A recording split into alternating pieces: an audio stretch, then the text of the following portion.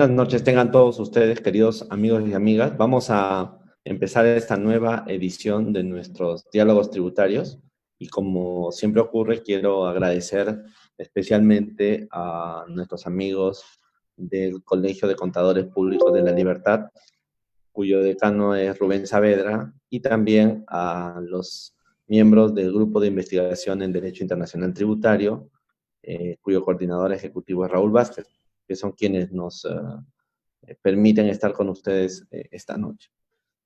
Quiero plantearles el tema que vamos a revisar el día de hoy.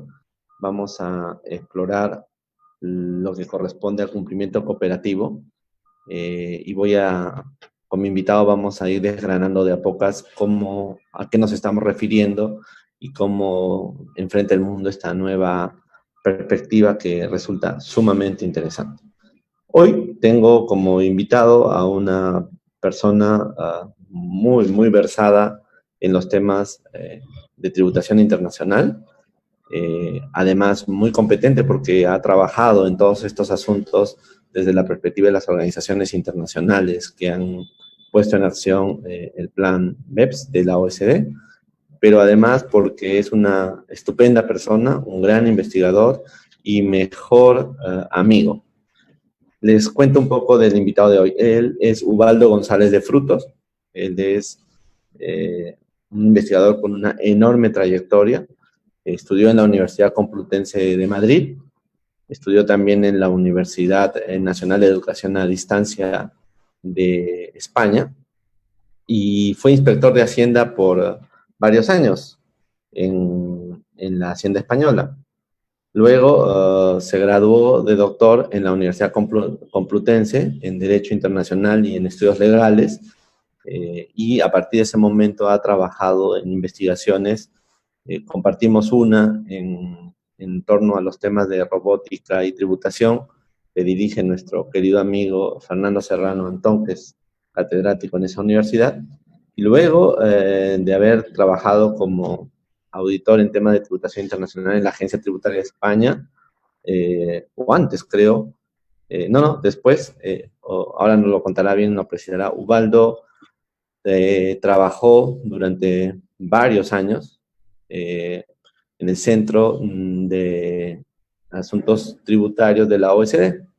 Él es uno de las personas que nos que preparó todo el proyecto BEPS, y estuvo ahí trabajando muchísimos años. Es la persona con la que yo a la que yo escuché por primera vez hablar del tema BEPS en España. Y actualmente está trabajando en el Banco Interamericano de Desarrollo, está viendo temas de administración tributaria en general, está viendo temas de revisión de los temas de tributación internacional. También está revisando los temas de virtualización. Ya nos contará un poquito también ese asunto en las investigaciones que está haciendo el banco. Bueno, es una persona entonces muy conocedora y quiero pedirte, Ubaldo, que nos des tus primeras impresiones a propósito de esta reunión que vamos a tener hoy. Pues muchas gracias, Luis. La verdad es que te estoy escuchando todo lo que dices sobre mí y me estoy quedando impresionado yo mismo. Creo que esto sí que es una trayectoria larga, ¿no? Pero la principal razón de eso es que yo tengo ya muchos años y esto es lo que pasa, ¿no? Pero sí tuve la inquietud de trabajar en la OCDE. Siempre quise trabajar en la OCDE. Yo leía los papeles y decía, qué bien construidos están estos papeles, yo quiero saber quién es esta gente. Y ingresé en 2010, o sea, el plan BEPS se publicó en 2013, entonces lo viví en los primeros años de formación interna y luego ya, digamos, de socialización y de debate en los medios de comunicación y en los círculos especializados, que es donde me acuerdo de aquella mañana en la Universidad Complutense, en el salón de grados, con una reunión que fue muy interesante porque había opiniones muy distintas y discrepantes sobre digamos, la legitimidad de la planificación fiscal de las multinacionales que algunos llamábamos abusiva o agresiva y otros llamaban legítima, y fue muy bonito. Entonces estuve ahí en la OCDE casi 8 años, 7 años y pico, y después pasé al Banco Interamericano, donde estoy muy feliz de trabajar ahora. Tuve una estadía breve en España, en la agencia tributaria. Los inspectores, no es que lo éramos antes, lo somos siempre, es una... Eso dicen los inspectores, es verdad. Es una especie de hallmark ahí de marca que no se va nunca, ¿no? Entonces estuve un tiempo breve, en 2018, como medio año en la Administración Tributaria de España, y donde es mi casa, me siento muy a gusto. Pero luego salió esta oportunidad en el BID y la verdad estoy muy ilusionado porque el banco es una organización que yo creo todo el mundo conoce en América Latina, no solo conoce, aprecia también, ¿no? Sí, Entonces, mucho. una organización que tiene mucha credibilidad intelectual y política también, y eso nos da una palanca muy importante para favorecer el desarrollo, que es un poco lo que me gusta. Me gustan los impuestos y me gusta el desarrollo, así es que es un sitio muy bueno.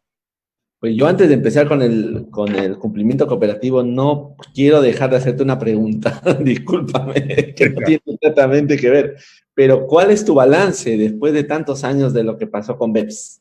Quisiera empezar por ahí. ¿Cuál es tu balance general, habiendo trabajado allí?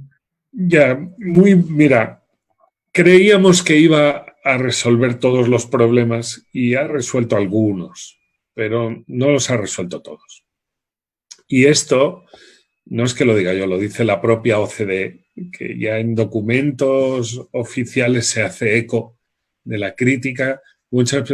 Mira, para hablar en términos concretos, esta idea de que los intangibles que se expatrian y se llevan a sociedades offshore, que son entidades de mera titularidad, donde no hay ninguna función, pues creíamos que al exigir que hubiera contenido o sustancia detrás de esa tenencia de intangibles, los intangibles volverían a los países de origen, donde se produjeron o se pensaron.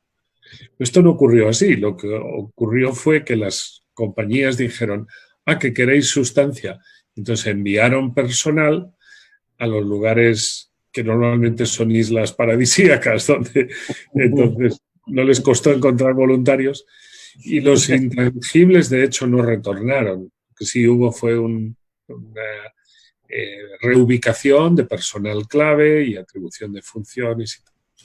Entonces, no fue tan transformador quizá como queríamos o preveíamos, pero yo creo que sí que cambió primero la percepción social sobre la tributación de las multinacionales como un asunto prioritario, y segundo, la dotación de instrumentos legales y también administrativos. Estoy pensando, por ejemplo, en el informe país por país, en el country by country reporting, que es algo que en 2010, cuando yo empecé a trabajar en la OCDE, era una hipótesis casi irrealizable. Pero hoy es una herramienta y tenemos muy buenas herramientas para hacer discriminación, y esto ya como nos abre como un poquito la puerta al cumplimiento cooperativo, discriminación desde la hacienda pública para los contribuyentes que tienen un perfil de riesgo medio o bajo, y separarlos de los que tienen un perfil de riesgo más agresivo, que pese a BEPS todavía existe, ¿no? O sea que, digamos, primero yo debo reconocer y recordar que todos tus vaticinios de aquel año se cumplieron completamente. Y yo decía, no sé en cuál de las reuniones, que yo me reía mucho porque tú dijiste que el convenio multilateral se iba a firmar en algún momento. Y yo la verdad es que dije, no, este señor está loco. Sí, pero quizá teníamos razón los dos, porque el convenio multilateral es multilateral en el sentido de que se concibió en unidad de acto, que es un solo instrumento. Pero luego tiene tantas combinaciones y tantas posibilidades de modificación, de ajuste a las circunstancias de pares de países, que en realidad no es multilateral por el contenido, es solo multilateral por la forma. La forma, sí, es verdad. Quizás los dos teníamos razón, ¿no? Eres muy generoso, pero bueno, está bien. Entonces pasemos al tema. Y capaz, ahora que vamos a hablar de la administración tributaria, la fiscalidad internacional y de la digitalización, sobre lo que tú eres experto, me gustaría plantearte un tema todavía previo. Es decir, yo entiendo que esto es una reacción o una respuesta también al concepto de planificación fiscal agresiva que se desarrolló en el marco de la OECD, ¿no? Entonces, me gustaría que para los que nos están viendo, les cuentes un poco qué es exactamente en términos del pensamiento de los que han producido el plan BEPS y las consecuencias, esto de la planificación fiscal agresiva. Ya. Bueno, esto de aggressive es un adjetivo que en inglés tiene una connotación semántica un poco más amplia que en español. Si quieres una buena traducción sería valiente o descarada, o un poco más profunda, un poco más arriesgada. Agresivo en español es como que vas a atacar a alguien, ¿no? Tiene esa connotación de agresión. Yo creo que no es una buena traducción decirle planificación agresiva. Me gusta más como abusiva, que nos lleva un poco a nuestros conocimientos jurídicos, a nuestras estructuras o conceptos jurídicos donde tenemos el abuso del derecho como una forma de aplicación torticera de las normas, una forma de, bueno, yo estoy aplicando las normas porque las normas no son técnicamente buenas, entonces estoy dentro de la legislación, pero hago un poco lo que me da la gana. O utilizo una norma para defraudar a otra, o llevo la interpretación al campo que me interesa a mí, por esto, ¿no? Porque las normas, como todo producto humano, son, digamos, perceptibles, perfectibles, es decir, son algunas veces buenas, otras regulares y otras directamente malas. Como hay muchos intereses económicos en la planificación, en la aplicación del derecho tributario, hay una ratio aproximadamente de 6:1. Si tomamos la cifra de operaciones de los grandes despachos de fiscalidad y algunos despachos boutique, en fin, esto es difícil de calcular, pero si tomamos la cifra de ventas de los servicios tributarios y la comparamos con los presupuestos de las administraciones tributarias, este es un ejercicio que hice hace algunos años, obtuve una ratio de 6:1, es decir, los poderes públicos están excedidos 6 veces por profesionales muy buenos, profesionales excelentes, personas de inteligencia y de gran capacidad, ¿no?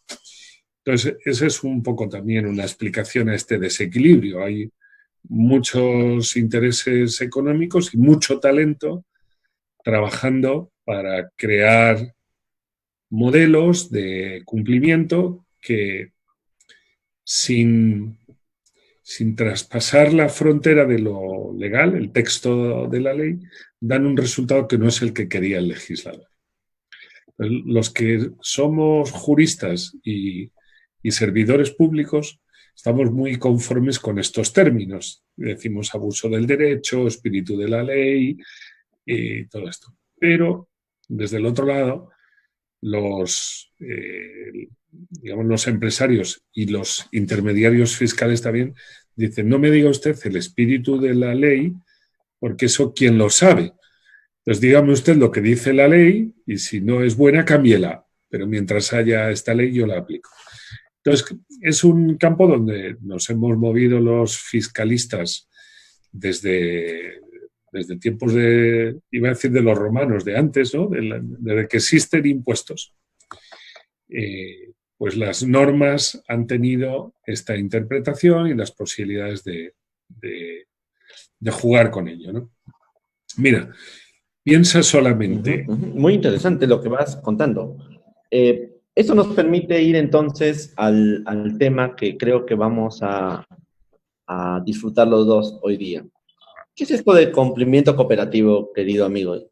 La planificación fiscal abusiva está allí y creo que esto viene en oposición. Cumplimiento cooperativo, ¿de qué se trata? ¿En qué consiste?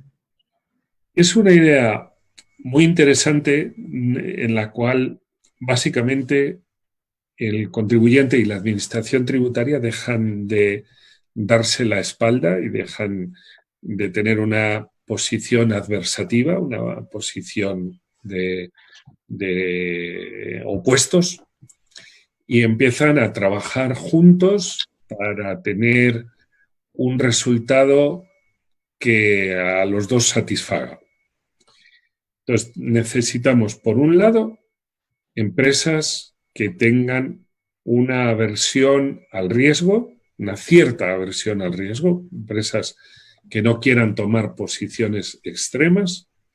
Y por otro lado, necesitamos haciendas públicas modernas, bien dotadas de recursos, con capacidad institucional y que quieran, digamos, discriminar entre las grandes empresas a las que son de alto riesgo y las que son de bajo riesgo. Esto de la discriminación, esta es una técnica que utilizan en el mercado, ¿no? Los operadores económicos, las empresas quieren dar a los buenos clientes un trato prioritario, un trato preferente, y a los clientes que no les interesan tanto, pues otro trato. Entonces, este principio de voy a discriminar a mi audiencia o a mis contrapartes entre los que me gustan más o que creo que tienen menos riesgo y los que creo que tienen un riesgo mayor, pues un principio de organización que en la OCDE ya lleva muchos años de experimentación y con resultados francamente buenos.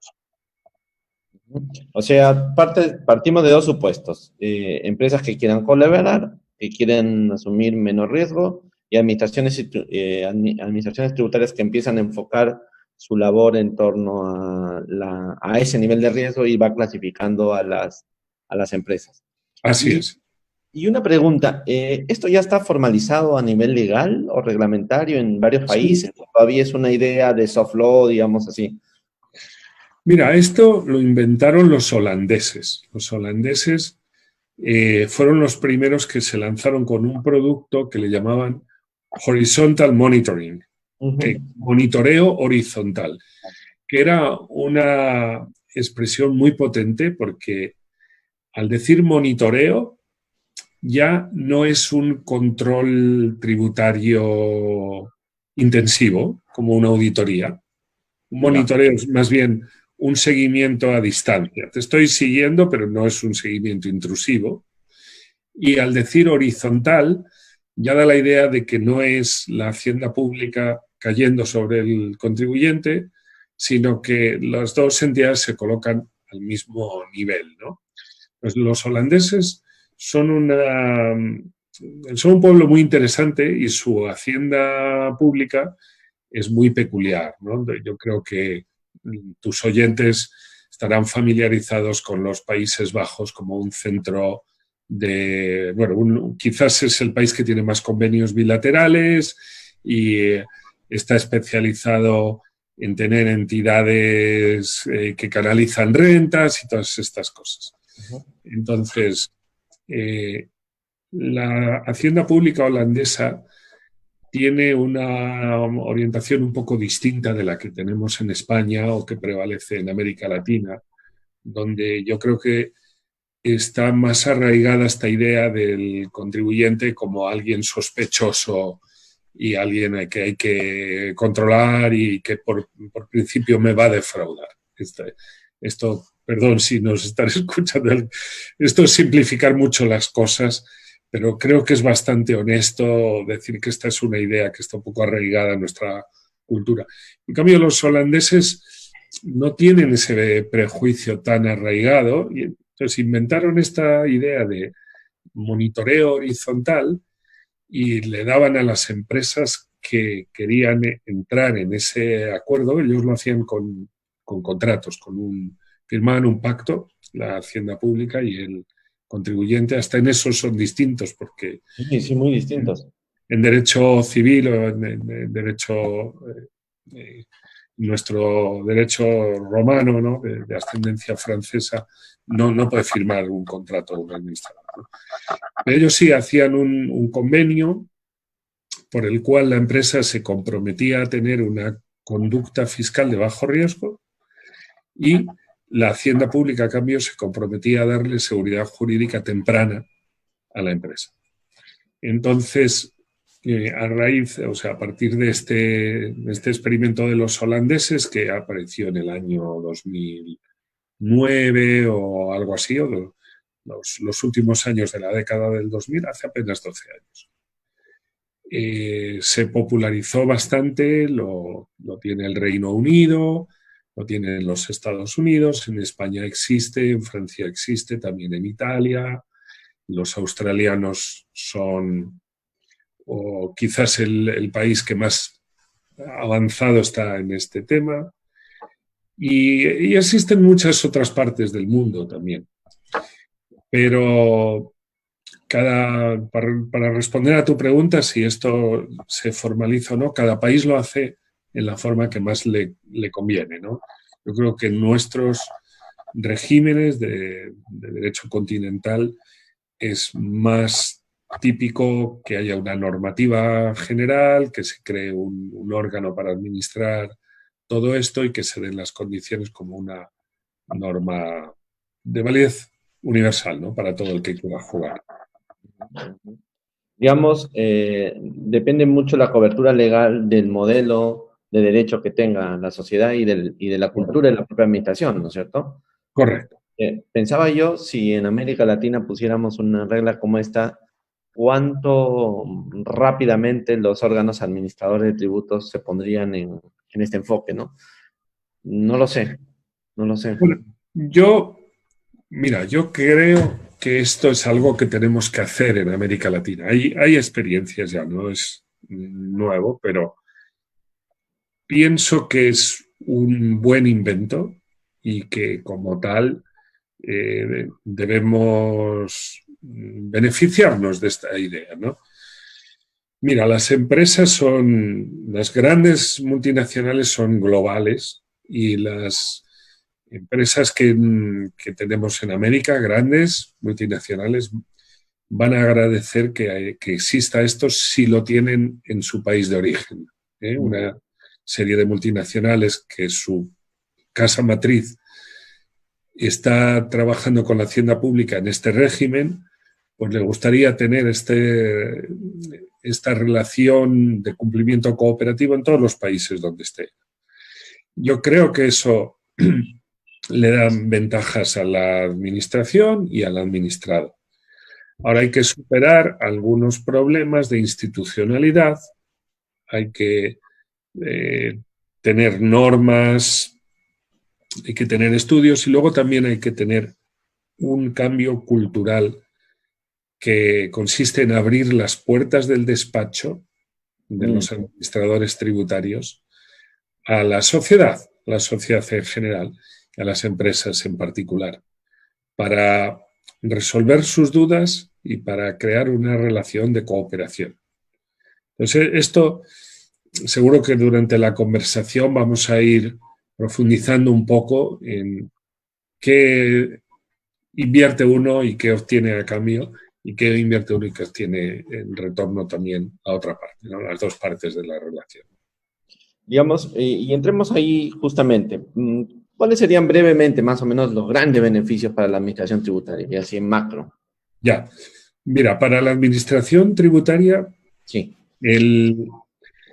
tenemos en el largo plazo mejor recaudación, mayor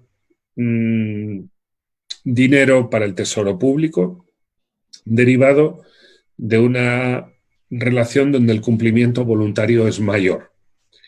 Pues esto no soy naif, ¿no? No soy inocente y sé que las empresas miran muy bien cualquier pago que hacen. Entonces, porque tienen accionistas detrás que quieren un dividendo, porque tienen competidores que les pueden desplazar del mercado. Entonces, no somos inocentes y sabemos que las empresas. Por otro lado, las empresas, algunas, no quieren tener posiciones de riesgo fiscal grave. Porque si la tienen obligación de dotar provisiones. La legislación norteamericana, por ejemplo, es muy clara en este sentido. Si tu posición es más probable que sea contestada por la Hacienda Pública que no contestada, si está en un 51% de riesgo, entonces tienes que dotar una provisión. Las provisiones reducen el beneficio económico. Otro problema que tiene la empresa es la litigiosidad. Si no tienes una buena relación con la Hacienda Pública, tienes a los inspectores cada año en tu empresa. Una eléctrica, una cementera, una distribuidora de automóviles, una distribuidora de comercio al por mayor, una constructora grande. Tienes a la Hacienda Pública, a auditores fiscales cada año en tu empresa. Cuando entra un auditor fiscal, pues a veces encuentra fraude y otras no, pero siempre encuentra incumplimientos formales y todo eso genera un montón de litigiosidad que la empresa puede preferir no tener.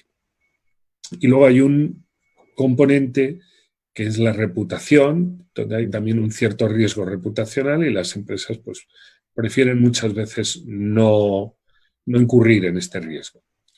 Entonces, esto generó un movimiento que nació en Estados Unidos a partir de escándalos que hubo como Enron y todo esto un poco a principios del siglo.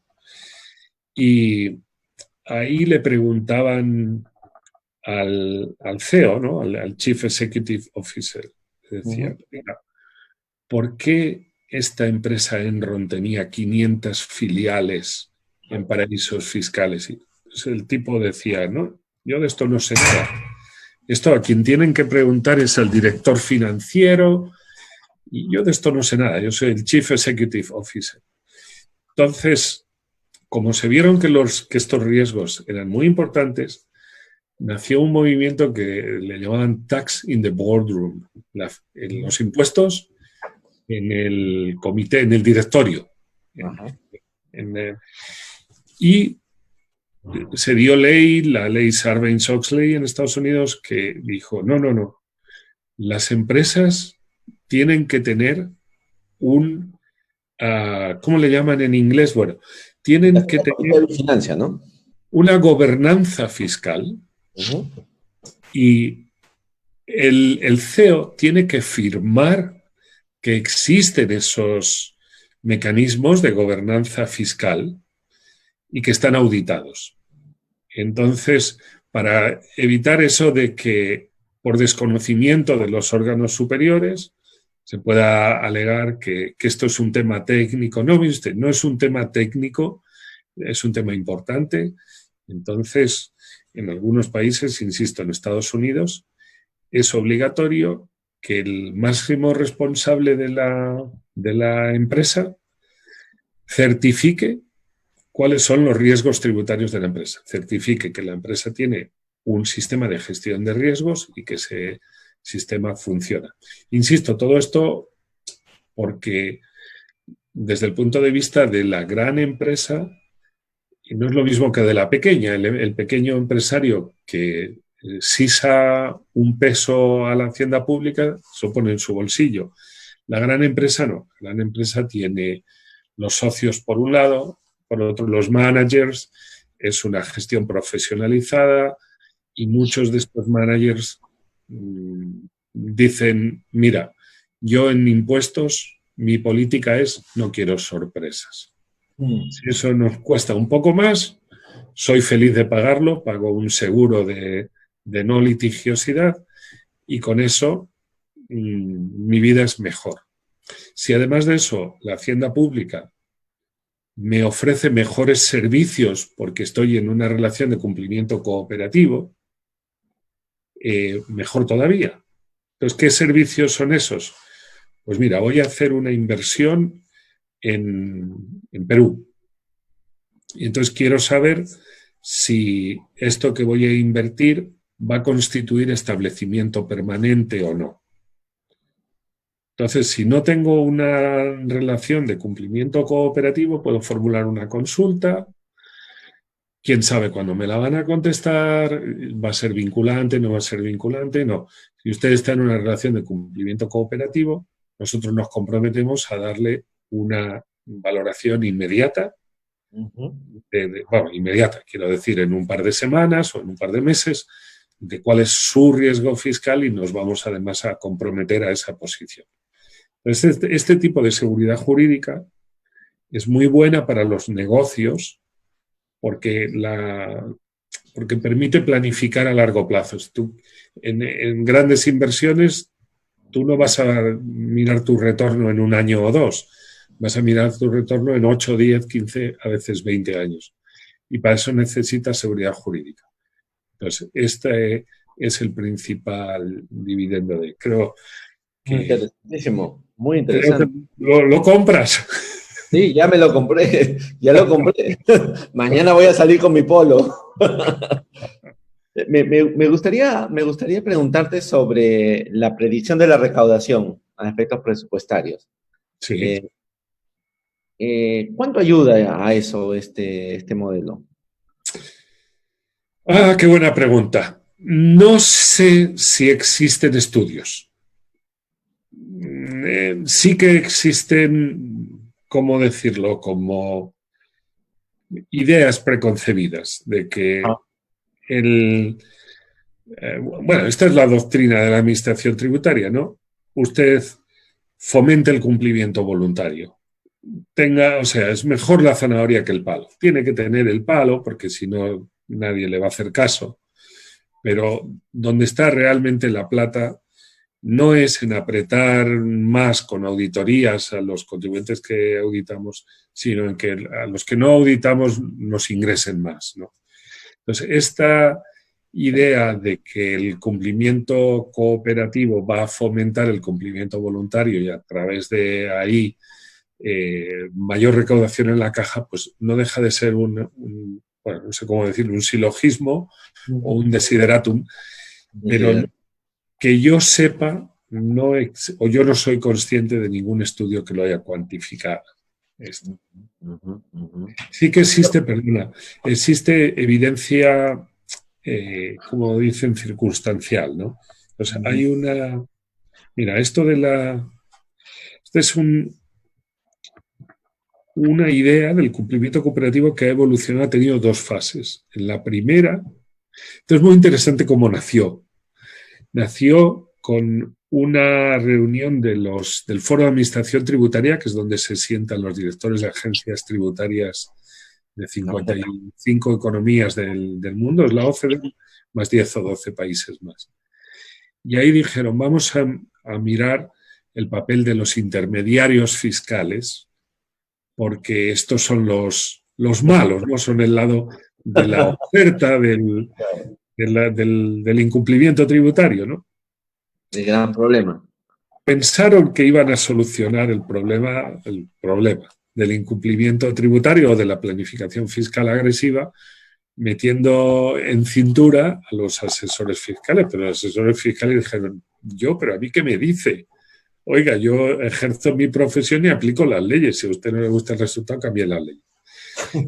Toda esa historia de que se iba a cambiar la conducta de los intermediarios fiscales no se consiguió nada, pero se encontró este tema de los holandeses y se llegó a una primera versión de esto que le llamaban la relación decían en inglés enhanced relationship, la relación mejorada. Mejorada, sí. Como, oiga, ¿qué quiere decir eso? ¿No? Pues que yo les doy seguridad jurídica y ellos me dan más impuestos porque tienen menos riesgos fiscales. Y eso estuvo ahí entre el año 8 y 12, 2008-2012, pero tenía un problema porque algunos ciudadanos dijeron, o asociaciones dijeron, no señor, usted tiene que hacer igual trato ante la ley. Usted no puede discriminar y tener una buena relación Con algunos. con alguno y con otros mala. Usted tiene que dar equal treatment. Entonces, de ahí pasó de ser la relación mejorada a ser el cumplimiento cooperativo, que supera un poco ese marco de relación individual, y ahí ya hay dos partes que van caminando conjuntamente a un resultado, ¿no?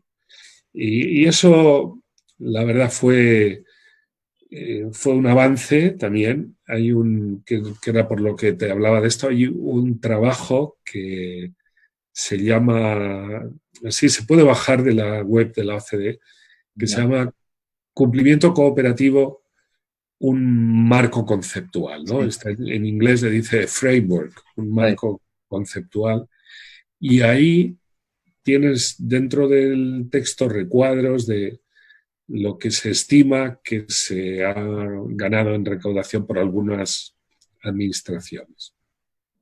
O sea, es la medición actual del asunto, básicamente. Sí, a través más bien como de pruebas circunstanciales, más que una demostración. Está bien, has cuidado bien el concepto. Pero tú has dicho que mejora la gestión de riesgos, ¿no? ¿Puedes explicarnos por qué mejora la gestión de riesgos? Porque Sí, segmenta, imagino. evidentemente. Entonces, mira, quizás para entender por qué, porque claro, uno se pregunta, bueno, entonces yo voy a entrar en la relación mejorada o en el cumplimiento cooperativo y ya está, porque voy a tener mejor trato, voy a poder pedir cita y sentarme con el administrador de las grandes empresas y discutir los problemas de mi compañía, en lugar de presentar una consulta tributaria y esperar 2 años a que me responda. No, porque no puede ir cualquier empresa. Tiene que tener controles internos y un marco de gobernanza fiscal. Correcto, correcto. Entonces, eso es la gobernanza fiscal es una estructura dentro de la empresa que va de arriba a abajo. Hay un acuerdo del consejo de dirección o del directorio, como se conozca en cada país, y a partir de ahí se implementa con mecanismos seguros, donde hay, por ejemplo, doble decisión, si estamos hablando de precios de transferencia o de operaciones con paraísos fiscales. Entonces, esto lo tiene que autorizar 2 personas. Entonces, hay este tipo de... Es solo un ejemplo, ¿no? Pero hay todo este tipo de operaciones donde cada operación dentro de la compañía tiene una calificación de riesgo y donde la calificación de riesgo es mediana o alta, o es un riesgo, como dicen en inglés, material, es de cierta importancia relativa.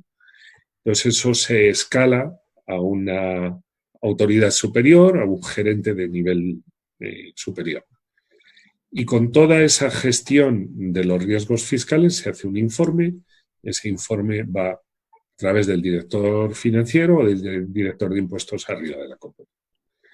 Entonces, para que una empresa pueda acogerse al cumplimiento cooperativo, tiene que tener este marco de control de riesgos fiscales y controles internos. Y luego, por supuesto, está la auditoría, el auditor externo, etcétera. Y luego, encima de eso, ya vienen los controles fiscales. Pues con toda esta cebolla de controles, es bien difícil que una compañía incurra en riesgos materiales. Es posible, a lo mejor, que haya un problema de contabilidad o de informática. No hay un problema legal. No hay un problema legal porque la empresa ha adoptado un cumplimiento que es, digamos, estándar. No queremos decir que sean el mejor de la clase, pero desde luego han abandonado digamos que la fiscalidad no es un centro de costes, que es lo que era en la visión tradicional. Fiscalidad es una ley, se aplica, muchas veces la plata que va al tesoro ni siquiera es de la compañía, por ejemplo, cuando hablamos de IVA, de retenciones de trabajadores, de retenciones de rentas del capital, ni siquiera es de la empresa. Entonces solamente es el impuesto de sociedades, el impuesto de sociedades fluctúa, hay épocas de recesión, etcétera. De verdad, créeme que hay compañías que tienen una conducta estándar y una cierta aversión al riesgo, también con el riesgo reputacional. Entonces, para estos señores, a estos se les pone en la lista verde. En estos no hay que gastar recursos, ¿no? La auditoría es un proceso muy caro para la hacienda pública, hay que tener personal muy especializado. Para la empresa es una interrupción en el curso de su actividad, ¿no? Pues cuando tú tienes empresas con gobernanza fiscal y controles internos, de estos te puedes fiar. Entonces los sacas de ahí y entonces vas a por los que no tienen eso y les preguntas lo primero, oiga, ¿usted por qué no tiene un marco de controles fiscales? ¿Cómo gestiona los riesgos fiscales en su empresa? Si cambia la normativa, ¿cuál es el proceso? ¿Quién decide cómo se aplica la nueva norma? ¿Hay un memo interno? ¿Cómo hacen todo esto? Entonces, ese tipo de auditoría, que es una auditoría que no es la auditoría tradicional de transacciones, como hemos hecho los que tenemos alguna edad, sino es una auditoría sistémica. Una auditoría donde el auditor, esto lo hacen en Australia, por ejemplo. Eso te iba a preguntar. En Australia. La Oficina de Fiscalidad de Australia ya a las grandes empresas del país no las audita transaccionalmente. Las audita su sistema de gestión de riesgos fiscales. Tienen un protocolo donde explican muy bien en qué consiste el marco de control, el marco de riesgos, los controles internos. Los auditores van a la empresa y le hacen ese tipo de preguntas. ¿A partir de qué importe tiene que escalar que pedir una autorización superior un funcionario, un trabajador del departamento fiscal? Ese tipo de cosas. ¿Qué hacen ustedes si la Hacienda australiana publica cómo se interpreta una cosa? ¿Qué hacen con ese papel? ¿Quién no conoce la empresa? ¿Cómo lo distribuye? Todo ese tipo de cosas. Existe dentro del directorio de la empresa, existe un comité especializado para la fiscalidad, o sea, un subdirectorio o las responsabilidades de todo. Entonces, con todo ese, son solo ejemplos, ¿no? Con todo ese sistema de controles sistémicos, las 100 empresas más grandes de Australia están obligadas a estar en ese sistema. Luego de las 1000 siguientes es voluntario, pero las empresas entran ahí porque, claro, cuando hay más en el lado de las que tienen una conducta estándar, la proporción de auditores por compañía aumenta. Entonces ahí se genera una especie de dinámica buena de cumplimiento. Y luego también las empresas que cumplen. Bueno, hay un tema también de competencia desleal, ¿no es cierto? Si tú estás cumpliendo y tu competencia no, ellos tienen recursos adicionales para invertir en tecnología, en innovación y te van a desplazar del mercado. Entonces, uno de los aspectos del cumplimiento cooperativo es la gestión de riesgos. Puede haber mesas conjuntas donde esto es un poco distinto de la denuncia tributaria. La denuncia tributaria es algo distinto. Pero la gestión de riesgos, en inglés le dicen environmental scan, es decir, un escaneo del medio ambiente. Te sientas con las empresas y, oiga, ¿por dónde va esto, no? ¿Dónde está el fraude ahora y qué es lo que se está haciendo? ¿Cuál es la moda? Entonces, realmente la gestión de riesgos es muy diferente cuando se tiene este producto. Tengo alguna pregunta que me ha surgido. La primera es, ¿y cómo reaccionan, o en tu experiencia, cómo han reaccionado los intermediarios fiscales Ya. ante esta situación? Y las empresas de auditoría, por ejemplo. ¿Cómo las has encontrado? ¿Combativas? ¿O han sido los primeros colaboradores? No, yo creo que no. Eh, no hay, desde luego, una pauta única, ¿no?, para los intermediarios fiscales y cada uno tiene que encontrar su especialización o su nicho en el mercado. Algunos se han especializado en servicios de cumplimiento cooperativo, ¿no?, de ayudar a la empresa y con experiencia y decirme, no, mira, esto es lo que busca la hacienda pública y esto es cómo te lo van a pedir y realmente hay valor ahí, ¿no? No, yo creo que como te digo, es un mundo muy dinámico y muy cambiante y en cuanto que las circunstancias pues varían un poco, ellos enseguida redirigen su actuación a otro tipo de servicios o no. Son muy dinámicos. No creo que tengan un prejuicio contra esto y a la vez tampoco me parece una fuente como de ingresos primordial, ¿no? Porque es un poco nicho. Esto, Luis, se aplica solo a las empresas muy grandes. Claro. Telefónica, Repsol, este tipo de Una- BBV, este tipo de empresas grandotas, que típicamente no compran muchos servicios externos, tienen equipos in-house, equipos potentes de intermediarios fiscales dentro de la plantilla. Ujú, ujú. Ahora, tú contaste o hablaste del documento de la OSD sobre las rutas y los modelos, ¿no? Ese trabajo que había hecho la OSD, lo contabas a propósito de las estadísticas que ya habían empezado a sacar. Sí, Y podríamos clasificar como tipos de modelos, porque también me dijiste que eso no es tan cierto, porque parece que hay culturas, la cultura afecta mucho, ¿no es cierto?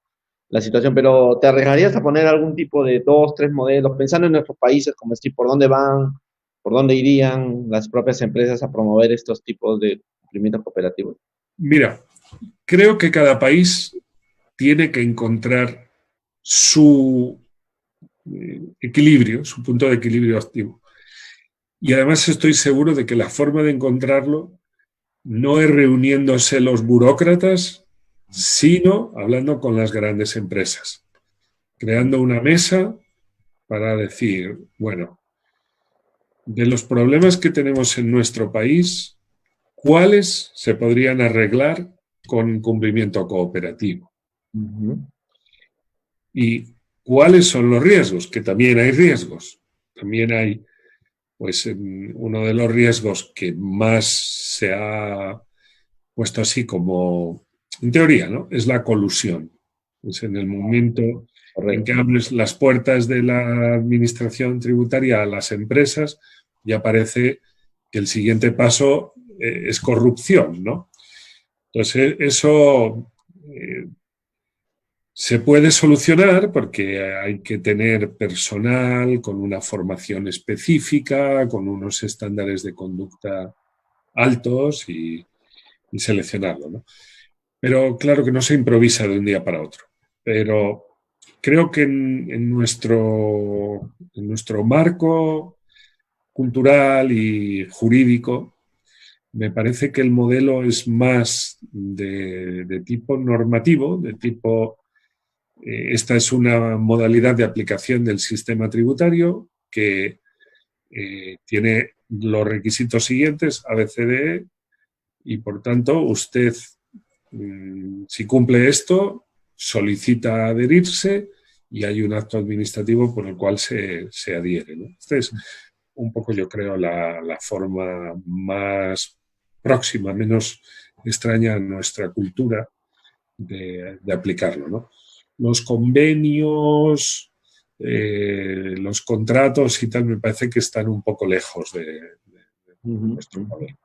Claro, tienes razón, porque además, no sé si pasa, si lo estás viendo ahora que estás trabajando en el banco, cuando haces visitas, de investigación a los países, ¿no? Pero en la opinión pública latinoamericana, hispanoamericana, no, latinoamericana, hay mucho idea en la sociedad civil de que las empresas son evasoras, y Ya. especialmente las transnacionales. Entonces, y además hay mucha impresión de que los políticos y los tecnócratas hacen puertas giratorias, ¿no? Van del Claro, sector privado al sector público. Entonces, esos dos elementos como que, digamos, violentan un poco este entendimiento que tú planteas, ¿no? Porque al funcionario le va a parecer hacer un contrato, un acuerdo y no estar cubierto por una norma, le pone a ellos, como dirían los argentinos, en un quilombo, ¿no?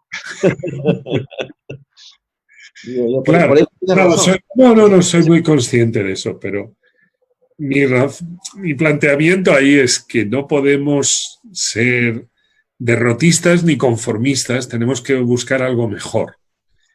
Y no podemos tampoco, por la mala conducta de uno, calificar a todos. Entonces, Correcto. tenemos que, cuando pongamos en marcha regímenes de cumplimiento cooperativo, ser especialmente celosos a la hora de evitar riesgos reputacionales que van a destruir el sistema, que es verdad que lo van a destruir. Tenemos que ser muy prudentes, tener una buena auditoría interna, tener funcionarios que hayan acreditado una trayectoria, ir rotándolos, ¿no? Porque, mira, los japoneses hacen esto.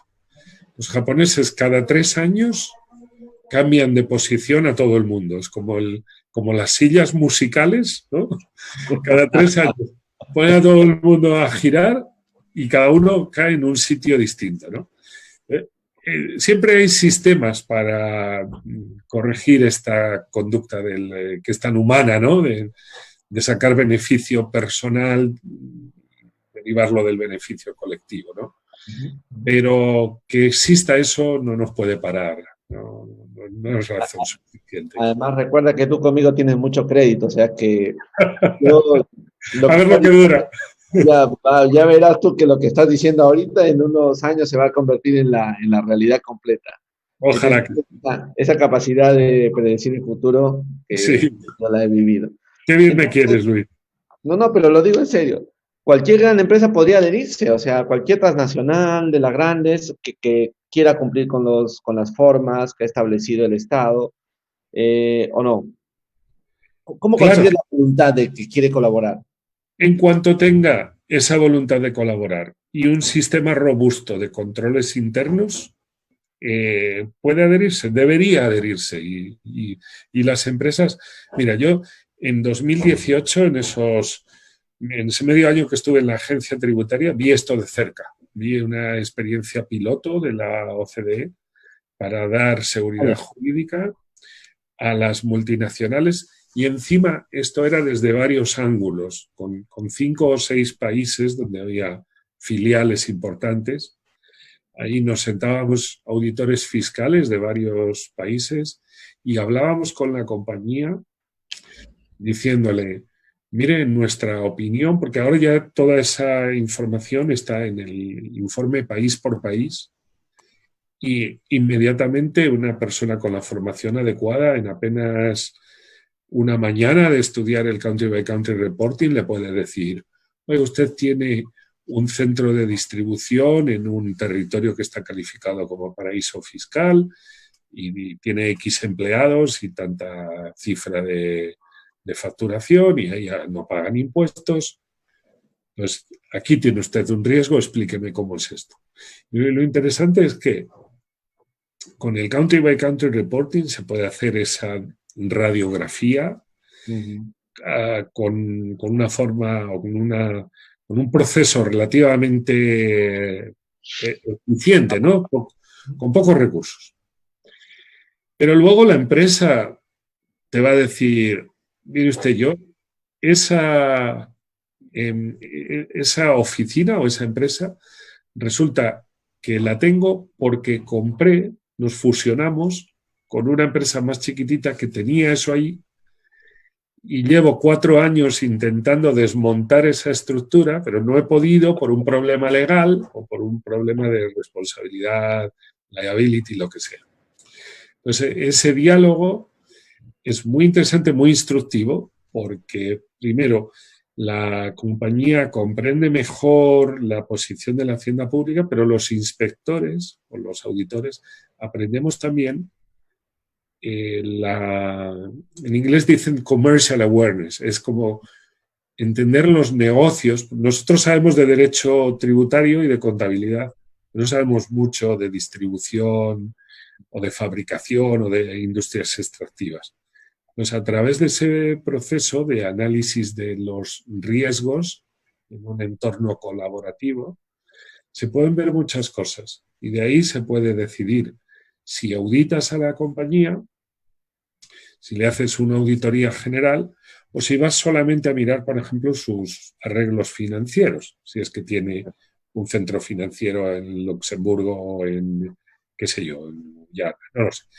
Entonces, En Luxemburgo, está bien. entonces si tiene ese tipo de riesgos específicos y focalizados, le preguntas por esos y los demás no los tienes que mirar. Recuerda, controles internos y un sistema de gobernanza tributaria. Es un buen invento. Y hay un efecto anuncio también, ¿no? Cuando vas preguntando, la propia compañía va también replanteando sus propios controles sobre, ¿no? Creo Las que sí. decisiones que están Creo, tomando. sí. Esto tiene un poco que ver con lo que decíamos de BEPS y cómo las empresas percibieron los riesgos financieros, ¿no? de incumplimiento, los riesgos de reputación y luego esto del country by country reporting también eh, tiene un efecto de frenar, ¿no? de preventivo, porque es que en el informe país por país se ve todo. Ya no puedes... Antes de 2018, ¿no? Yo creo que es el primero que se presentó. Sí. Si tú tenías una filial de cualquier multinacional en Perú, ponme tú el ejemplo, Mm, tú le podías... ¿Cuál? Telefónica. Bueno, pues tú ibas a Telefónica del Perú y decías, dame tus estados financieros. Y Telefónica del Perú te decía, aquí los tiene usted. Decía, no, y ahora dame los estados financieros de la matriz. Y decía, ¿de la matriz yo? Pues vaya usted a pedírselos a la matriz. Yo no soy la matriz. Exactamente. Dígame si la matriz tiene filiales en paraísos fiscales. Ah, pues no lo sé, oiga, a mí no me consta. Pero eso no quiere decir que los tenga o que no los tenga, es que yo no lo sé. Y probablemente incluso no lo supiera. Hoy día vas a Telefónica del Perú y le dices, deme su contabilidad, sus estados financieros y deme también el informe país por país, que bueno, supongo que la SUNAT lo tiene ya, porque la SUNAT está en ese. Ya lo tengo. Entonces ya lo tiene en su despacho y antes de ir a la Telefónica del Perú, el auditor mira ahí y ya sabe si su auditoría va a versar sobre precios de transferencia, sobre planificación financiera, sobre establecimientos permanentes, etcétera. Es Ujú. una, todo esto ha cambiado mucho. O sea, más información, más controles internos de la compañía y más diálogo colaborativo entre la administración y el contribuyente. Así es. Pero ese es un mundo perfecto, Ubaldo. No, bueno, hay que tener ilusión por cambiar las Pero cosas. mira, ahora que estabas tú comentando, ¿no? Esto, también, claro, este es un efecto de algunas medidas que por el lado del plan BEPS y de lo que fue ocurriendo, fuerzan también a las compañías a menor opacidad, ¿no es cierto? Yo estoy pensando aquí, por ejemplo, nosotros tenemos en la norma de la cláusula antielusiva general peruana una Mm, obligación por la cual ahora los directores deben de aprobar las planificaciones fiscales de la compañía. ok, Entonces, ese es un instrumento de gestión de riesgo porque eso obliga a que los directores ya se tomen más en serio la actividad de gerente y por lo tanto, y también de los asesores externos y empiezan exacto. a pensar en su responsabilidad. Entonces, eso lo vuelve un poco a pensar sobre instrumentos internos. Ujú. Pero también tenemos, por ejemplo, ahora arremeció mucho este año que pasó, ahora está volviendo mucho el tema de las posiciones fiscales inciertas. Tú te referías a los Estados Unidos, pero Mm, en las IFRS, en las NICs, También hay una regla de revelación muy reciente, ¿no? Entonces, ¿qué es lo que pasaba aquí en el Perú? Y es muy divertido, ¿no? Porque el texto de la revelación de las NICs es muy interesante en el sentido de que exige que tú hagas una evaluación efectivamente del 50% más, con ciertos paneles, ¿no? Y relación. Entonces, todas las consultas que la administración había emitido, con las cuales tus asesores no habían estado de acuerdo, inmediatamente ya convertían tu posición en posición incierta. Con lo cual, en algún sentido, tenías que cambiar de una contradicción con la administración a una relación más cooperativa para ver, oye, ¿cómo salgo yo de mi posición incierta, ¿no? O sea, ese mundo futuro no es tan futuro tampoco, o sea, que tienes No es razón, tan futuro. No, no. tienes razón, tienes razón. Sí, y muchas veces, en realidad, y esto en el banco o sea, estando en el banco, se ve muy bien que tendemos a subvalorar lo que hacemos y lo que tenemos en la región a nivel de iniciativa empresarial, de riqueza, de buenos profesionales. Entonces creo que de verdad que hay un grado de madurez suficiente para hacer este tipo de experiencias y de implementación. Ahora voy a volver sobre el banco porque me interesa ver cómo vas a desarrollar ese concepto ahí. Ya estoy viendo lo que vas a hacer por América Latina. Pero habíamos hablado de esa relación privilegiada, ¿no es cierto? ¿Te acuerdas? Sí. Y el cumplimiento cooperativo y las diferencias entre ambas. Em, si tú tuvieras que evaluar a los grupos de países con los que estuviste relacionado en el tiempo pasado y los de Américas, ¿sientes que nos hemos enganchado hacia el cumplimiento cooperativo o la gente se ha quedado, los estados se han quedado más en la relación privilegiada? Bueno, mira, hay un trabajo de CIAT que se publicó en 2015 que hacía una radiografía de los regímenes que había en América Latina al momento.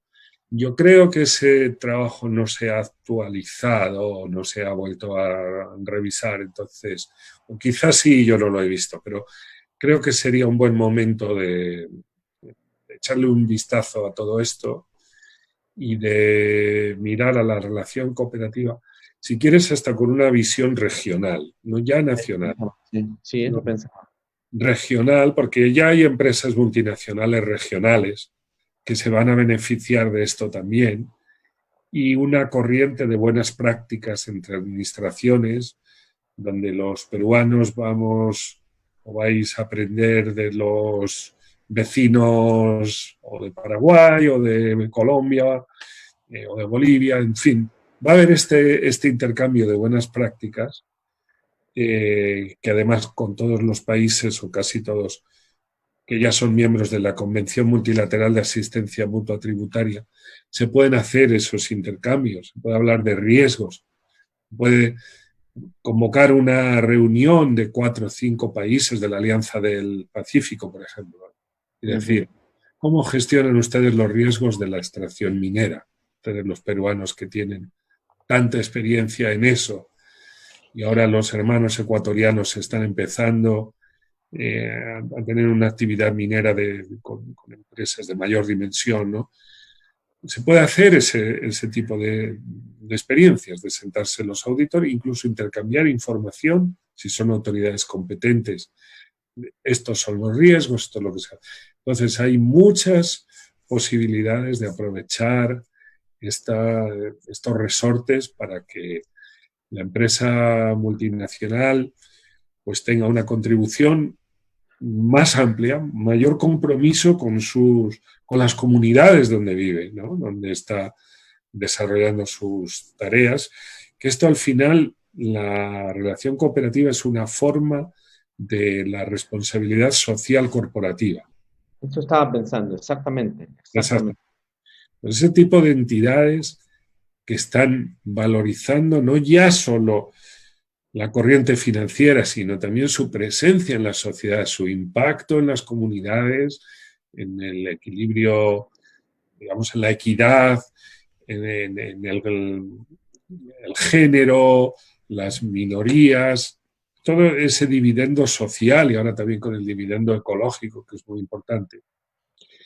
Es como crear Eh, valor público en algún sentido para la compañía, ¿no? Un así fuerte valor. es, así es, crear imagen y crear un tejido social que les va a dar al final, a la larga, un mejor rendimiento económico también. Van a vender más ropa o más jabón o lo que sea que vendan si se presentan como un agente comprometido con valores y con la sociedad, que no con una conducta de planificación fiscal agresiva que las empresas se están moviendo ya de esa posición. Tú contaste de una experiencia que tuviste en el año 2018, ¿no? En la Administración Tributaria Española, cuando Sí, este trabajo que decías que habían con varios. Ese es el modelo o el entorno del ICAP, ¿no es cierto? sí, Y eso está muy vinculado también al tema de los precios de transferencia. así Eh, es. ¿Cómo ha conectado este cumplimiento con el tema de precio de transferencia? Que es uno de los temas que más dolores de cabeza nos da a todos. Mira, los precios, sí, claro. Los precios de transferencia son la fiscalidad, ¿no? Son la fiscalidad Exactamente. internacional. Con un El poquito. núcleo duro, el core business. El cumplimiento cooperativo tiene una versión muy clara en precios de transferencia, que son los acuerdos previos de valoración. Ok. Esto, las empresas no necesitan estar en una relación de cumplimiento cooperativo para pedir que le hagan un APA. Pero si está en una relación de cumplimiento cooperativo, va a ser más fácil que le aprueben ese APA. Ujú. El, el proyecto piloto de la OCDE lo que hacía era dar... Entonces, ¿qué hace un APA? Un APA le da, digamos, confianza a la empresa de que está haciendo las cosas razonablemente bien. Los APAs nunca favorecen mucho a Hacienda, favorecen más a las empresas, en mi experiencia. Exactamente, exactamente. Pero a pesar de eso, dan un ingreso mínimo, ahora que se habla tanto de la tributación mínima, garantizan un ingreso mínimo y luego a la empresa le quitan el problema de estar pensando si hacen las cosas bien, si no las hacen bien. Entonces los APAs están muy popularizados porque son una buena herramienta. Pero los APAs son normalmente unilaterales, es decir, entre una hacienda pública, Y el mercado. Resunar y la empresa peruana. Ujú. Lo bueno para las multinacionales es tener ese APA multilateral, que si tiene presencia en Argentina, en Brasil, en Chile y en Perú, tenga ese mismo APA con las mismas compañías. Y eso, la OCDE hizo esta experiencia piloto que se llamaba ICAP, International Compliance Assurance Program, que es como garantía ex ante de que los riesgos fiscales no existen, no son bajos o están acotados, desde una perspectiva multilateral. Muy interesante, muy avanzado. Creo que para eso en América Latina sí que nos falta un tiempecito. Pero es una evolución natural del cumplimiento comparativo a nivel nacional. Cuando tienes un agente importante a nivel regional, pues ese agente dice, no, yo quiero tener la misma seguridad jurídica que tengo en Argentina, que la quiero tener en Brasil. Pues, ¿por qué no hablan ustedes y nos entendemos? Y si ustedes dicen, los argentinos dicen que el margen es el 3% y los brasileños que es el 5%, pues a lo mejor el 4% vale para todos. Entonces, eso es un poco presentado siempre en una forma un poco tosca, pero eso es un poco la seguridad jurídica ex ante, multilateral. Eran cinco compañías, ¿no? Para ocho jurisdicciones en aquella Y oportunidad. sí, en aquella oportunidad cada país, eh, esto fue muy interesante porque estábamos abriendo camino, no había normas para hacer eh, incluso viajes, ¿no? Los auditores viajábamos, yo viajé al extranjero con otros compañeros de la agencia tributaria y estuvimos examinando contabilidades, entonces todo estaba como un poco, era una experiencia piloto, porque cada país propuso una multinacional o dos de las suyas, se discutió si eran adecuadas y lo eran, y se le dio a esas empresas estas garantías o estas cartas de seguridad jurídica. Se les dijo, usted no tiene riesgos materiales, excepto en estas áreas donde potencialmente usted podría tener riesgos. Y fue muy, muy fácil y muy bonito. Muy, muy interesante. Mira, es posible que alguien nos pregunte, digo yo, ¿no? Alguien nos pueda preguntar la diferencia de esto y los tax ruling de los amigos europeos. Eh, Ya. Aclara el panorama a la gente, porque es posible que alguien diga, oye, pero aquí estamos hablando en realidad de que alguien podría hacer algún tax ruling con alguna empresa para dar algún beneficio. O sea, los propios estados podrían empezar a utilizar esto para algún Sí. tipo de No, competencia. no, son productos distintos. Tax ruling, nosotros en español le llamamos consulta tributaria. Pasa, el tax ruling como que se abusó en Luxemburgo precisamente, ¿no? Y luego además Irlanda también, creo. el Irlanda. presidente de la comisión era el ministro de Hacienda de Luxemburgo en su momento y tal. Entonces, eso era una clara manifestación de la competencia entre países por atraer bases móviles. Entonces, Luxemburgo es un país muy chiquitito, un país que lo cruzas y vas en automóvil, en hora y media te has pasado a Alemania o al otro país, ¿no? Entonces, para atraer bases móviles ahí, pues el país parece que hizo promesas muy agresivas. Esa es una competencia fiscal muy destructiva porque las bases que te llevas a tu país te las llevas, pero luego no las grabas. Claro, no, Te van a tu país porque les prometes que no las vas a grabar o que las vas a grabar al 0,10%. Las estás quitando de otro país donde se están grabando al 12, al 14, al 20. En tu país se graban al 0,5.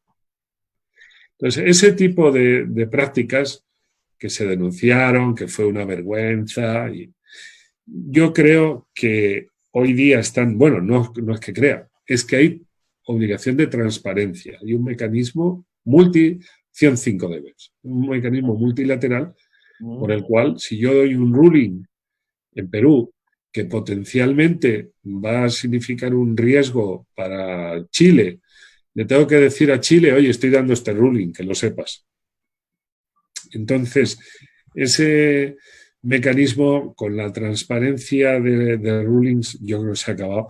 Y desde luego no tiene nada que ver con esto, porque aquí hablamos de empresas con activos fijos, con trabajadores, con organización potente, con accionistas, todo esto que hablamos, controles internos, marco de gestión de riesgos fiscales, o sea, son productos distintos. Y además entiendo que en este tipo de producto lo que se importa mucho es que la administración adelanta su parecer o su posición sobre lo que está ocurriendo en su sistema legal, más que establecer una negociación a la baja de la operación, ¿no es cierto? Correcto. Ahora, me ha surgido la pregunta, estaría también otra vez vuelve al tema personal, pero no puedo evitarlo en tu caso. ¿Y cómo te fuiste tú metiendo en este tema? Yo te hacía en las acciones de establecimientos permanentes y en esas cosas, pero tú te has metido muchísimo en esto desde hace mucho tiempo, ¿o no? Bueno, sí, mira, por esto de la... ¿Recuerdas que te conté lo de la... cómo se estaba cargando sobre los intermediarios fiscales y cómo Sí, luego sí, al sí. final Lo el de seguro. resultado de eso fue la relación mejorada? Me atrajo esta idea, ¿no? Yo saqué un papel, creo que en 2010, un artículo Crónica, sobre, creo, ¿no? en Crónica Tributaria sobre el cumplimiento cooperativo cuando no había, nadie hablaba de esto. Yo creo que es, de hecho, el primer papel en Eres el primero. español. Sí, Sí, sí, sí, debes haber sido el primero en español. sí, tal vez. Sí, sí, sí, sí. ¿Y luego has vuelto a trabajar en esto o no? En los años siguientes. Bueno, ya nos contaste lo de tu experiencia española, pero. Sí, mira, el año pasado sacó la editorial Lefebvre, sí. Ah, los franceses. Hay un manual de gestión de riesgos fiscales para la gran empresa, que no es muy para administradores tributarios, también interesa, ¿no? Pero es sobre todo para la gran empresa, como si la política de la empresa es yo no quiero sorpresas, no quiero pagar más de lo que me corresponde, pero no quiero que estén los auditores llamando a la puerta y luego tener juicios. Entonces ese libro es interesante. Yo creo que se ha vendido como media docena. Se va a volver se va a volver un manual de autoayuda para nosotros los asesores fiscales también. Pero el problema es que está en inglés, lo tenemos que poner en español. Sí, sí, sí, es verdad, está en inglés. Lo estoy viendo justamente ahorita, ¿no? Tax Assurance Arise Management Handbook for Large Business, Así es. de hace 2 añitos, nada menos, ¿ah? Mira, qué interesante. O sea que además te vas a volver en el gran gurú. No, no, no. Creo que no. Y una pregunta, ahora que estás en el banco, quiero hacerte algunas preguntillas sobre en torno a no a tu labor del banco también, evidentemente, pero antes de eso, te atreves a plantear alguna diferencia importante en la manera como se ven las cosas respecto a este tema en América Latina que en España? ¿O tú sientes que tú has empezado diciendo que somos muy parecidos y parece, Claro. es Mira, verdad, también hasta puede cierto punto la lengua configura el pensamiento, ¿no? Ya que tenemos una historia común y unas tradiciones, unas instituciones, incluso la lengua configura el pensamiento. Creo que en España se constituyó una mesa de diálogo con las grandes empresas y hay un código de conducta y todo esto está bastante desarrollado. Hay un grupo y con bastante éxito, porque para las empresas también les da como un vehículo de decir los problemas un poco más de ámbito general que afectan al cumplimiento de las grandes empresas, tipo esta normativa de precios que ha salido es difícil de aplicar o no se entiende, ese tipo de cosas, ¿no? Entonces, la experiencia de España yo creo que es valiosa y significativa y, de hecho, muchas de esas empresas que están en la mesa del cumplimiento cooperativo en España tienen filiales en América Latina. Entonces, tendría bastante sentido tener una relación parecida, ¿no? Una relación, insisto, desde el punto de vista de que la empresa sea de bajo riesgo de cumplimiento y que eso nos permita en las administraciones tributarias de América Latina discriminar y darles a unos un tratamiento de bajo riesgo y a otros más intensivo, ¿no? Yo me acuerdo a propósito de esto, una reunión que convocó la SUNAT peruana, cuando salió el documento y yo fui a hablar en torno a cómo veíamos el cumplimiento cooperativo, en mi caso, un Ajá, académico, ¿no? Y ajá. los representantes de la sociedad civil, etcétera, de varias partes, ¿no? Y entonces pasó, la verdad es que ahora lo estoy trayendo a mente, me pasó exactamente lo mismo que me debe haber pasado el día que estuve en tu conferencia en Madrid. Yo no creía nada, yo decía esto, pero es que esto es una buena, es un saludo a la vida, ¿no? Pero claro, ahora lo veo que ha avanzado muchísimo, incluso en América Latina, ¿no? El banco está comprometido con esta idea. Sí, ¿Sientes que hay un apoyo a este trabajo ahí en el banco? sin duda. Nosotros, nuestra misión es promover el desarrollo. Lo hacemos desde el área fiscal con fortalecimiento institucional y esto cae de lleno en esa área, con instituciones más fuertes, más preparadas para afrontar los retos de la economía moderna, de la economía digitalizada.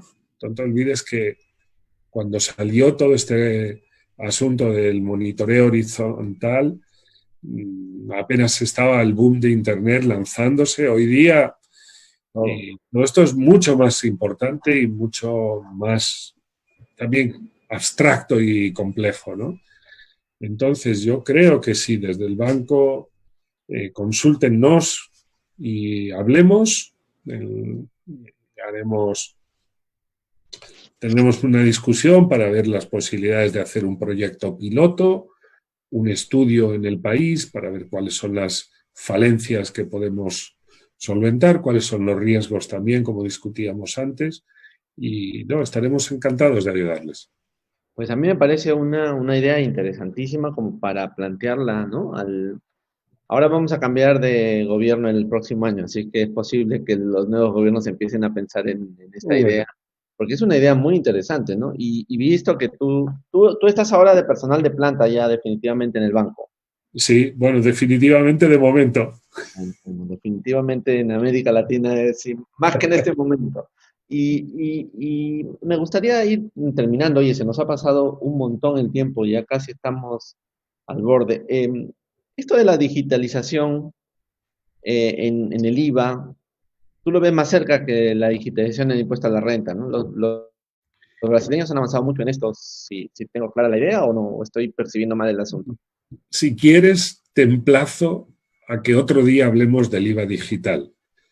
Es muy interesante y ahí te digo, tenemos que movernos ya. Ujú. Tenemos que, bueno, los países se están moviendo, Brasil, como has citado, Chile, Costa Rica, Colombia, Argentina, muchos países están tomando normativa.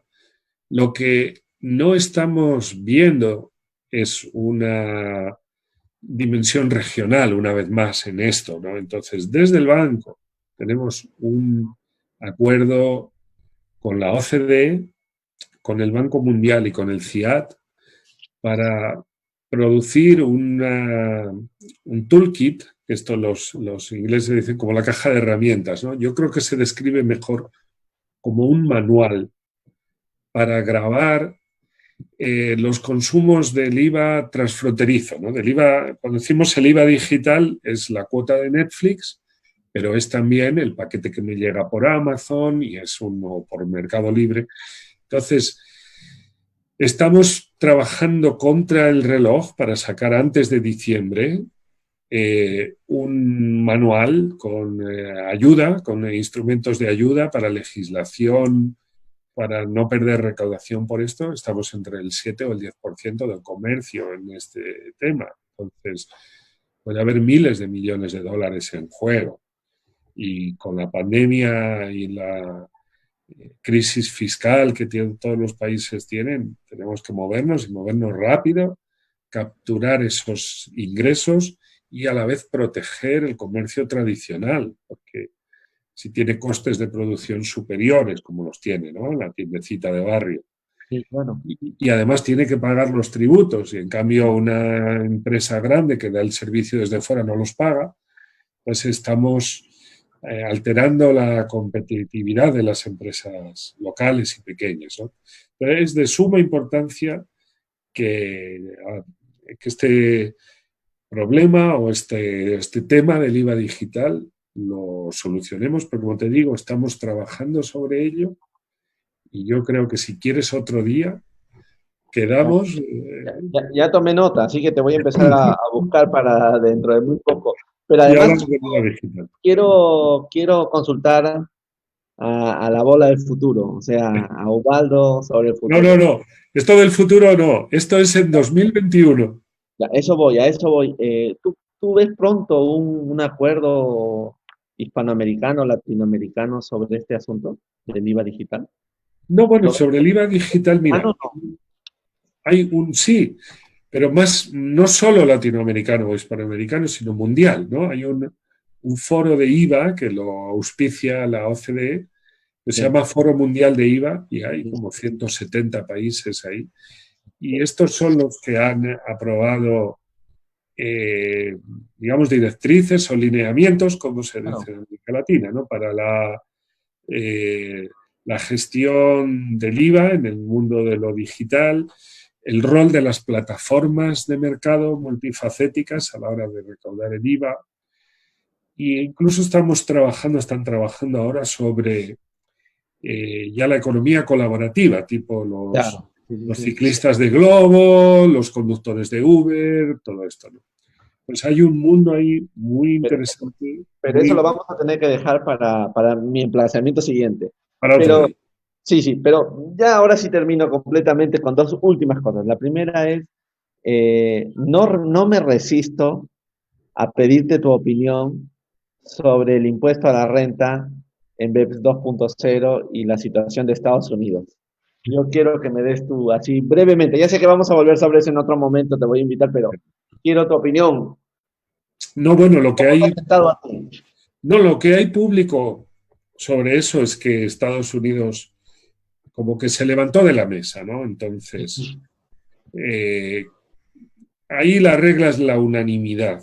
Todo el mundo tiene que firmar abajo, entonces eso significa que cualquier país, Estados Unidos, pero también Colombia o Costa Rica, que ahora es miembro de la OCDE, bueno, y en el marco inclusivo, cualquier país del marco inclusivo, que en América Latina hay como 16, puede decir yo no firmo, ¿no? Pero para Estados Unidos quizás es más fácil decir yo no firmo porque además las multinacionales de la información están allí, ¿no? Entonces es otra cosa, ¿no? Pero vamos, su renuncia a continuar con los trabajos significa de hecho el bloqueo en esta primera convocatoria de la solución. Sin embargo, por lo que se ha publicado también, la OCDE sigue trabajando sobre la solución, digamos, armonizada a la economía digital. En la economía digital de impuestos directos tenemos dos polos. O te pongo la tasa Google, la pongo en mi país y la aplico y ya está, que es lo que se está haciendo en Europa, por cierto. O Aunque le pongan aranceles a mis vinos. aunque le pongan aranceles a los vinos y a los bolsos. O me voy a una solución armonizada que es el pilar uno y pilar 2. Ujú. Esa solución armonizada es la que requiere la unanimidad. No vamos a tener esa unanimidad hoy en noviembre de 2020, con toda seguridad. Quizá la tengamos en 2021. Ahora, si no la tenemos en 2021, el escenario lógico es este que tú dices. Entonces yo pongo mi tasa Google y la pongo a lo que me da la gana. Si tú me pones aranceles a los vinos, pues yo te lo pongo a los automóviles o a las bebidas azucaradas. Y bueno, entonces quizás eso apunta hacia un escenario de conflictividad o De de tensión. mayor, de menor, digamos, menor cooperación internacional, pero quién sabe, ¿no? Igual hay una especie de péndulo y de ahí se pasa a un convenio. Mira, a mí lo que me gustaría es ver un convenio multilateral de fiscalidad, que sea multilateral de verdad, que sea multilateral En la en un foto. solo cascarón, pero también con las mismas reglas para todos. Y que eso es lo que sería justo y ético desde Ya el lo estás punto de anunciando, vista. ya lo estás. Ahora hay que ver cuántos años. El otro duró 6. No lo veremos, yo creo que no lo veremos, pero bueno, muchos Está bien, intereses creados. Bueno, perfecto. No quiero quitar más tiempo tuyo en esta noche, querido Ubaldo. Me gustaría tus palabras finales ya a tono de despedida de la reunión, por favor. bueno, mira, pues te voy a decir que me he encontrado muy a gusto conversando contigo, que me parece muy valioso lo que haces y te felicito por ello, y que para los oyentes espero que hayan disfrutado, espero que quede alguno, que no se hayan desconectado todos ya. Ya verás que va, Y va a si ser. hay preguntas o alguien quiere discutir algo, pues mi oficina virtual está abierta y me pueden encontrar en la web del banco o en LinkedIn y encantado de hablar con todos. Muchas gracias, querido Ubaldo. Como yo les había dicho al comienzo de esta reunión, Ubaldo debe ser una de las personas más agradables con las que uno puede conversar en el mundo. La verdad es que yo gozo mucho cada vez que me lo encuentro, porque además de abierto de pensamiento, de estar siempre en el punto de las transformaciones, es una persona que le gusta compartir y explicarle a la gente lo que piensa. Yo me he quedado con algunas tareas que creo que hay que poner. La primera es que vamos a volver a tener a Ubaldo para trabajar sobre el tema del IVA digital. Lo hemos descuidado un poco en este proceso, efectivamente. Me he despistado yo con el IVA por tanto hablar de BEPS y BEPS 2.0, pero luego sí creo que hay que empezar a iniciar una ola importante de apoyo en la opinión pública sobre la posibilidad de esta idea o de que esta idea se vuelva materialmente en nuestros países para intentar bajar la conflictividad primero, para intentar un acercamiento y para hacer que las transnacionales y el Estado puedan tener una relación de otro tipo, otro enfoque. Yo creo que las administraciones están preparadas, por lo menos en mi país creo que hay mucha capacidad personal, profesional, ética para asumir este rol. Lo han estado haciendo ya, como yo le comentaba a Ubaldo. Creo que en otros países de América Latina también funciona esto. De repente el punto podría ser, o el punto de inflexión debería de venir de la clase política, para que un poco también, y de la opinión pública. Pero la tarea y la agenda creo que está, mis queridos amigos, en este impulso que tenemos que hacer desde la sociedad civil, quienes estamos aquí, desde los gobiernos, y me ha parecido estupendo dos noticias para mí. La primera, el libro de Ubaldo, que está en, en la editorial francesa, se me acaba de ir el nombre, ya me despisté nuevamente, Lefebvre, famosa por sus manuales, hay que revisarlo. Yo ya le he puesto que va a ser nuestro manual de cabecera para los intermediarios fiscales y para las transnacionales, pero luego también está esta idea de que el Banco Interamericano de Desarrollo puede apoyar los procesos institucionalizados que quieran hacer los países o conjunto de países para tratar de sacar este modelo cooperativo adelante. En todo caso, muchas gracias, Ubaldo, nuevamente por seguirnos permitiendo pensar en lo que viene en el futuro y de lo bueno que puede ser esta experiencia. Y a ustedes también por acompañarnos el día de hoy. Me despido y nos vemos la siguiente semana. Adiós, Ubaldo. Muchas gracias por todo. Gracias, Luis. Un placer. Gracias y por tu tiempo. Hasta luego. Hasta siempre.